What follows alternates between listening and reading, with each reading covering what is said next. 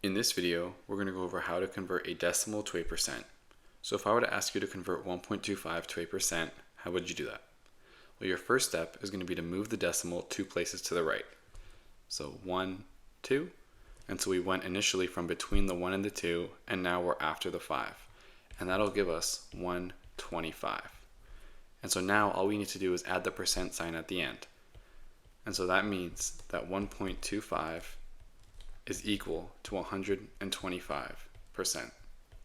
Now let's try one more problem, and this time pause the video and try it on your own. But if I were to give you 0.45 and I asked you to convert it to a percent, how would you do that? Well, once again, all we need to do is move the decimal 2 places to the right. So 1, 2, and that's going to give us 0.45, which is essentially 45.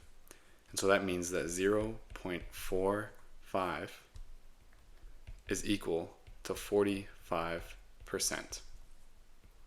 And that's our final answer.